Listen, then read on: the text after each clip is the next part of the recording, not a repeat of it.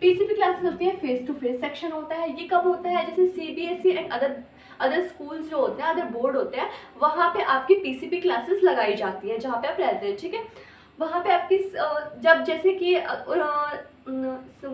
Summer vacation हो जाते हैं किसी बच्चों की, तब आपकी पीसीपी क्लासेस लगाई जाती है जिससे आप अपने डाउट क्लियर कर सकें। ओके, समझ गए इतना आप, ठीक है। There will be total 5 PCP for practical, मतलब 5 क्लासेस लगती हैं इनमें प्रैक्टिकल के द्वारा, ठीक है।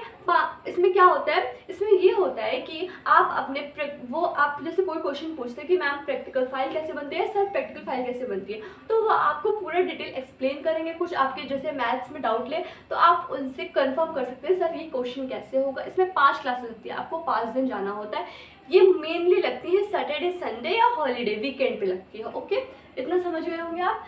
ये रेगुलर तो होता नहीं, आप सभी को पता है, ये एक ओपन स्कूलिंग होती है। ओके, ये रेगुलर नहीं होता, ये ओपन स्कूलिंग होती है। ओके, पता है, ये सैटरडे संडे मतलब वीकेंड पे लगती है, जिससे जैसे जो रेगुलर स्कूल जाते हैं उनकी छुट्टियां होती हैं उस टाइम, और इस टाइम आपको बुलाते हैं आपको पीसीपी के लिए। उसका एक अलग हॉल टिकट आता है, एक सेंटर आता है कि आपको यहाँ जाना है, इस टाइमिंग पे जाना है, क्या क्या लेके जाना है, सब कुछ पूरी डिटेल बताई जाती है। ओके, अब होता है कि ये अरेंज कौन करता है, CBSE and other board arrange करते हैं आपके। जैसे सीबीएसई स्कूल है, वहाँ पे छुट्टियाँ चल रही हैं तो आपको वहाँ पे जाना होगा, वहाँ पे अपनी पीसीपी क्लासेस अटेंड करनी होगी, वहाँ पे आपको डाउट क्लियर करने पड़ेंगे। ओके, समझ गए होंगे इतना आप।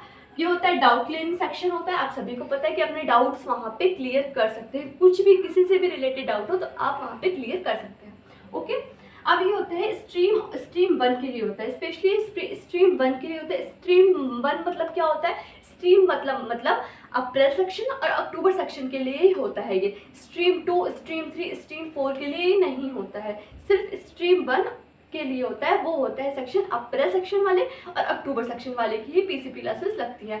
अगर आप पीसीपी क्लासेस अटेंड नहीं करते हैं तो आपके वहाँ पे मार्क्स कम हो जाते हैं, तो आपको पीसीबी क्लासेस अटेंड करनी ही होती है। जैसे टीआई में आपको सबमिट करना होता है, पीसीबी क्लासेस भी आपको अटेंड करनी होती है, ठीक है। इसका 50% वेटेज तो होता ही है, ठीक है, मतलब 50% मार्क्स आपको दिए जाते हैं पीसीबी को लेकर। ओके, अब पीसीबी का स्ट्रक्चर क्या होता है, किसके स्ट्रक्चर के बारे में समझते हैं हम थोड़ा, ठीक है। स्ट्रक्चर होता क्या है, इसका अलग दो पार्ट में डिवाइड किया गया है पीसीपी को, ठीक है। पीसीपी को एक किया गया है थ्योरी पार्ट में डिवाइड, एक किया गया है प्रैक्टिकल पार्ट में डिवाइड, ठीक है। एक प्रैक्टिकल में होता है, जैसे प्रैक्टिकल में हमारी लगती है 5 क्लासेस ओनली, ठीक है, और थ्योरी में लगती है 35। ये थ्योरी वाला तो कोई इंपॉर्टेंट नहीं होता है कि आप इसको अटेंड करें, इसमें कोई मार्क्स से रिलेटेड कुछ नहीं होता है, ठीक है। बट प्रैक्टिकल हमें अटेंड करना ही होता है जिससे आपके मार्क्स फुल टू फुल आए।